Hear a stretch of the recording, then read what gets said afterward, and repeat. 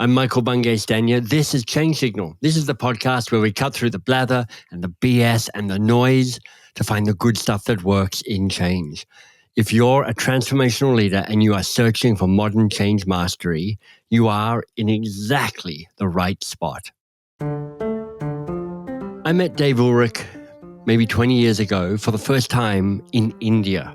We were both there attending a slightly bizarre conference on leadership, and we were both there to receive awards. But honestly, I was there mostly because I was going to meet Dave Ulrich. Now, Dave is something of a colossus in the world of HR and has been for many years its most influential writer and champion. And inevitably, that work has also involved much thinking about culture and about change, because all of that always involves people. So this is a delightful conversation with somebody who is masterful. And we wrestle with questions about the knowing-doing gap, about the paradoxes inherent in change, and how to deal with the delusional hope that change will be a predictable, linear experience. Dave, a very warm welcome.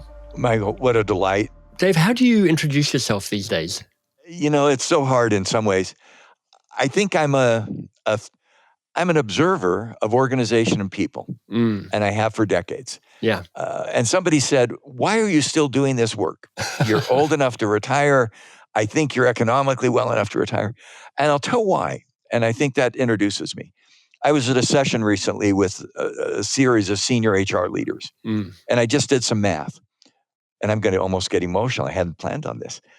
They represented 8 to 9 million people. Yeah. And you say, what do?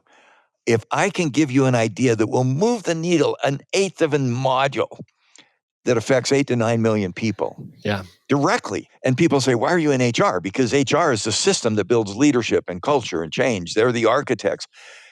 If you can change that, that's worth doing. And that's why I'm still here. I love that. I want to make that world difference. I know that sounds ambivalent and grandiose, but that's the agenda I feel.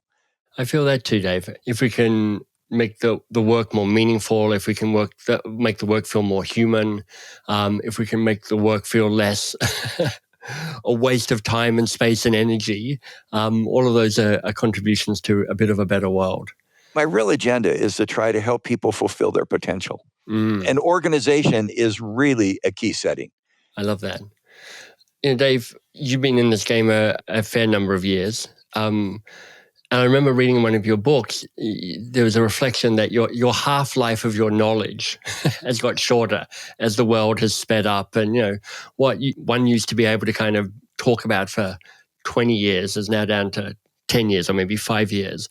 So in the context of change, what remains true? What needs to be unlearned? You know, it's a great question, Michael, and I'd love to get your view as well. What I'm discovering is there are some principles that are the same. In the last 6 months, I've gone back and I've read Peter Drucker. I've gone back and read Roethlisberger and Dixon, Rensis Likert, Warren Bennis. So just to say, I actually had to look these names up. I mean, Warren Bennis I knew, but the others not so much. They're influential 1960s thinkers. Roethlisberger and Dixon published Counseling in an Organization in 1966, and Rensis Likert published New Patterns of Management in 61. I've read some of the classics. Yeah. And you know what? They're pretty good. I mean, the principles are there. The practices then vary because the world we live in is so disruptive and so changing. So we're trying to manage what are some of the principles of change that we shouldn't. I mean, I'll just give one quick example. Participation. Right. I mean, participative management is not a new topic. Everybody thinks, oh, it's really new. We now call it flexibility. We call it engagement. We call it whatever you want to call it, but it's not new. Yeah. That's a principle. So how do you engage people in participation so that they can change better? That's an interesting practice. How do you do that remotely? How do you do that virtually? How do you do that when mobility is a way of life? And so I think some of the principles are pretty enduring, and I can talk about those. Yeah. But I think the practices are, for me, always what's next. What's next in this practice? So that's what I love to think about. I would love your take on what you think are if there were 3 maybe 4 core principles of change that you feel kind of have a deep and a resonant truth? I mean, these are so basic. Let me tell a quick story because the story illustrates it. There was a leader that everybody remembers virtually, and I happen to know personally, named Jack Welch. Mm-hmm. And some of the stories are true, some of them aren't. I worked with him for a few years with Steve Kerr. So Jack Welch, of course, was the CEO of GE between 81 and 2001, and really was the embodiment of a 1990s CEO. He famously fired the bottom 10% of GE staff every year. And Steve Kerr was his CLO. And Welch said, we need a GE to manage change better. Okay, so he hired Steve and I to go find out, what do we know about change? So we started reading stuff, individual change, team change, organization change, societal change. Mm-hmm. We're going in to see Welch. Steve is a genius, by the way. He said, Dave, take the lead. And here's why. We didn't discover anything new. And so one of the lessons of change with leaders is not to try to buffalo people with new words. You called it the BS of change. So we went in and we said, Jack, we're stuck. We're really confused. We don't know what to do.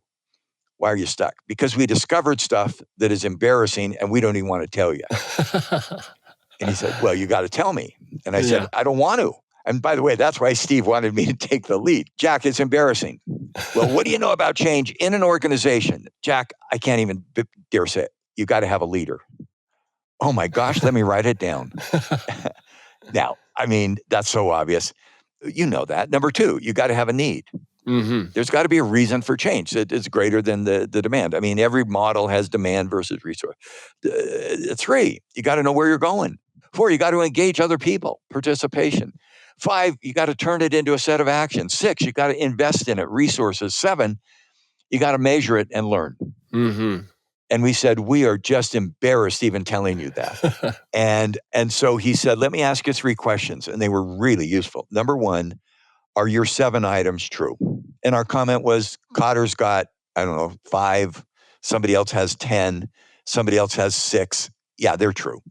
I mean, 80%, they're going to call them different things. He said, second, how well do we do those at GE?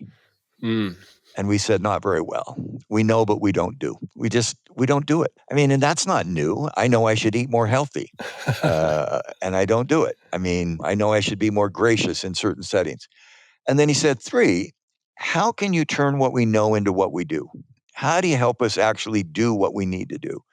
And so that for me was really helpful. Yeah. Because, and I went through those 7 very quickly, but when I teach change, I say, okay, I'm going to give you 60 seconds. What do you know about successful change? Right. Boom. Yeah. And they got 6 out of the 7. And I say, great. I mean, knowing the foundational truths are like, there's nobody listening to this that hasn't gone, oh, I was going to write those down, but actually what was the point? I already knew them. But as you said, that's not the issue. What is the issue? The issue is, why do I not, organizations and individual, we can do both. Yeah.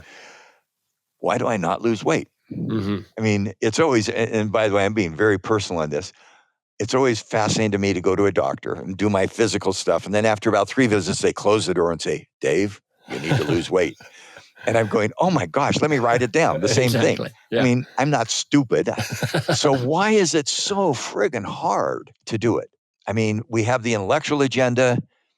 We have the activity agenda. We know the actions. We know to eat healthy. Getting it into your mind and heart is not easy. Mm-hmm. Right. It's not linear. Right. It's messy. It's confusing. It's with failure. How are you going to experiment? How do you make it yours? Mm-hmm. And so if somebody were asking me to lose weight, I think they'd say to me, Dave, take the next 3 months and don't lose a pound. Write down what you're learning about food. Right. And I think we need to personalize how I know what to do. How do I personalize this and turn it into a chance to learn and to grow? That's for me one of the tough things at a personal level. I'll give one example that I'm on the individual for just another minute. Yeah. It's an example I've seen used, and you're in a session, say, how many have had something that didn't work well? And everybody raises it. Don't tell me what it is. It could be a relationship. It could be a job. It could be health. Mm-hmm. Something tragic happened. Yeah. And it didn't go well. And I'm not going to ask you to share yours, and I've had mine. Yeah. We've all had them. How did you feel at the time? And the answer is generally incompetent, isolated, lost, not able to work. Embarrassed, ashamed. Yeah, all of that. Yeah. Ashamed. I didn't want to go to the office when this happened. I was embarrassed. I made a mistake. I didn't know what to do. So then ask the question, how much did you learn from that experience that changed who you are today? And that's where it caused me to have confidence in myself. Right. It caused me to run into my problems and not be afraid of them. It caused me to replace fear with confidence. And the person who taught me this exercise said, when you do that exercise, you teach people that change is not linear. It's a success and failure, but the failure, it's a Carol Dweck term. Failure is an opportunity to learn. Right. And if you run into it and say, yes, I failed. In fact, the argument is if you haven't failed recently, what are you doing? You're not going to learn. Yeah. And you're not changing. Yeah. Now, don't fail the same way every time. But I love that exercise because I've had some clients that didn't go well. I've had other things. And they've been some of my greatest learning experiences. So let's talk about the difference between personal change and organizational change, because they often get put together. And in fact, my belief is that if you're trying to change an organization, you'll need to have some understanding about how to make structural stuff happen. You need to move blocks around. There's that wonderful quote from Churchill. It's like, we shape our buildings, thereafter they shape us. So you have to reshape your building. But to shift a company, you have to shift individuals' behavior as well. You need them to do something differently, because even if you shift everything around and everybody keeps behaving in exactly the same way, what's actually changed? Probably not very much. But they feel quite different areas of expertise, even though we call them the same thing: organizational change, individual change. I'm curious to know where you think people should be. Should people put their chips 50-50, 50% org change, 50% individual change? Or do you need to shift the priority or the balance somehow in organizations? I love your comment. And they're similar and they're different. I mean, those principles are much the same. Yeah. We have found in both cases, I think change has to begin with a simple principle.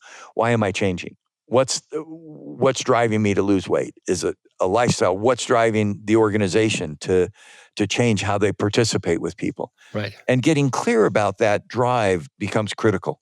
And I think for both individuals and organizations, it's important to say, so why do you want to do this? My comment to people going through personal change, set your expectation right. You're going to fail. Yeah. And that's okay. Yeah. And I think we need change pioneers who say, I have an agenda. I have an image of where I want to get. I'm going to experiment. I'm going to try. And they go 2 days down this path. Then they have to go back a step. Then they go forward. And it's that iterative process that for me is what I'm fascinated with through the learning. I think that is actually a truth about change, which it just doesn't unfold in a nice, ordered, neat way as per the plan. It is go down this place, retreat a bit. It's the jargon is it's an emergent process. But often if you're leading change, you're surrounded by people who aren't that excited about an emergent process involving you wandering down cul-de-sacs and wandering back out. They're kind of like, could you just work the plan and could you make the plan flawless and just execute it as per written? How would you coach me on how to manage expectations around this being non-linear? If I were coaching someone, I'd say 2 people want to cross a river. Person A says, I know exactly where I'm going to come out. This is my destination. And I know every rock I'm going to step on before I start. Person B says, I'm going to come out on the other side. Right. I've got a direction, not a destination. Yeah. I've got the first 3 rocks. And then I'd say to the leader I'm coaching, which of those 2 have you tried? What's worked for you? Well, I've tried the option A, the destination with prescribed steps. And to quote Mike Tyson, everyone has a plan until they get punched in the face.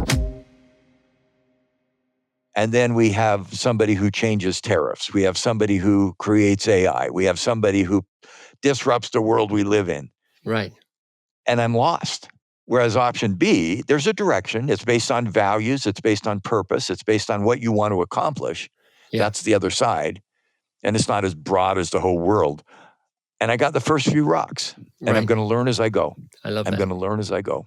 And I love to get people engaged by seeing which have you tried? What have you tried with your kids? If you're raising kids, what have you tried with your personal habits change?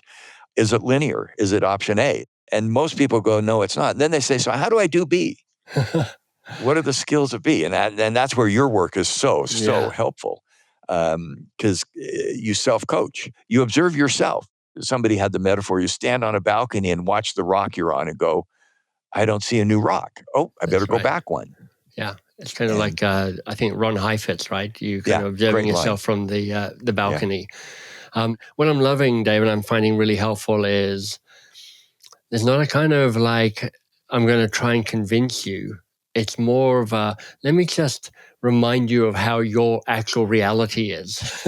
And I hope those of us who are change coaches are here to help people live their values and their goals in ways that help fulfill what they want.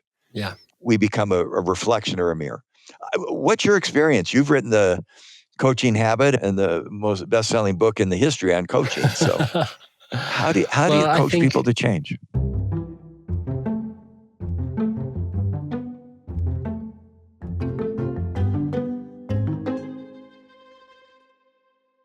Before I share my answer on coaching for change, just some quick information on where to find Dave Ulrich. Honestly, the best place to connect with him is on LinkedIn. He posts really good stuff there every Tuesday, and he's really active in the comments. He's always up for an interaction. Okay, so how do I coach people to change? Well, I think here's the framework I have found particularly powerful. It's understanding that when you come to a crossroads moment, do you do this thing or do you not do this thing? You have one of two choices, and each one of those choices has prizes and punishments. So there are prizes and punishments with maintaining the status quo. Continuity, non-disruption, non-awkwardness, all of that sort of stuff. And there's a price we pay, which is like you're underperforming, the unit won't be agile enough to change. And there are prizes and punishments to the action. But I think guiding people through and going, look, I don't mind what choice you make. It's not my choice to make. But let me help you in a more nuanced way, understanding the prize and the punishment of maintaining the status quo and prize and punishment of doing something differently. And also, I think one of the things that people underestimate is just the gravity and the weight of the status quo.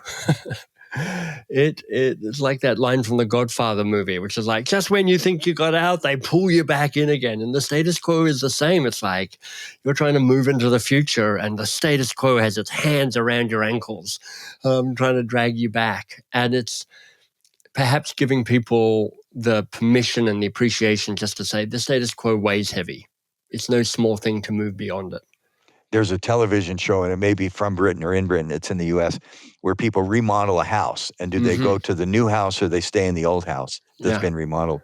And it's about 80% they stay in the old house. Wow. Because habits are hard to break. Anybody listening right now, I'd encourage you to fold your arms. Yeah. Just fold your arms. Fold them the other way. Yeah, weird. I mean, that's a 2-second example. Yeah. Multiply that by 1,000. We fall into habits. We fall into patterns. And it's, I love your prize and punishment, the trade-offs. And one of the things that I have found in change as I coach leaders, and if you're coaching somebody, and let me direct it to the audience that may be coaching, and let me do it again with story. I'm coaching the senior executive of a large company. He's 55, 60. He started at age 28 as a leader in another country. He's worked for 27 years in more increasingly senior positions. Right. And now he's a very senior executive. And I go in and I have no agenda. And he said, I can't decide if I should fire the leader of the unit in Europe. Right. He's been a friend for decades. And I looked at him and I said, what did your instinct tell you this morning? And he said, I think I have to let him go. And I said to him, do it. And he said, you have just violated every HR policy in the world.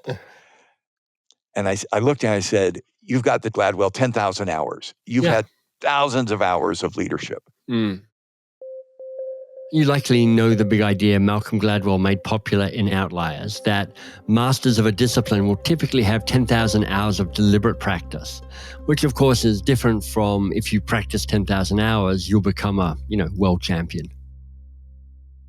coaching another leader at the same time. He's 30 years old. He's one of the startup AI leaders, brilliant. He owns 20% of a billion-dollar company, came out of AI. Anyway, you can get the entrepreneur stereotype. Yeah. He asked the same basic question. What should I do? And I said, don't you dare trust your instinct. You don't have one. Go get data. Right. Go get some evidence. Yeah. And I think one of the issues, Michael, is helping leaders know, for me, one of the things of change is paradox. Mm-hmm. And I love the concept of paradox. When do you trust your instinct versus when do you get data? That's a great question. And for me, one of the things I've found useful to frame for people is to say, look, they're both helpful. What's the bias you have towards one of those? Really nice. And often what you're trying to do is you're trying to balance it a little bit. So you're like, okay, now you've got the data. What does your instinct say? Oh, now you've got an instinct. What data do you have now just to cement that? You have just described for me what I call navigating paradox. Mm-hmm. I think there are great teachers in the world. This is the yin and the yang in China, the paradox. Jesus, whether you believe his doctrine or not, he taught paradox. The meek shall inherit the earth. The servant will become the master.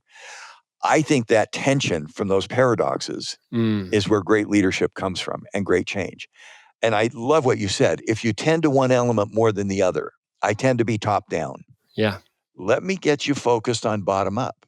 I've seen other leaders who are too bottom up. All I do is go ask everybody their opinion and then I summarize it and act. No. How do you lead by managing that inherent tension that comes from the yin and the yang? Well, you called it the prize and the punishment. You got a tension.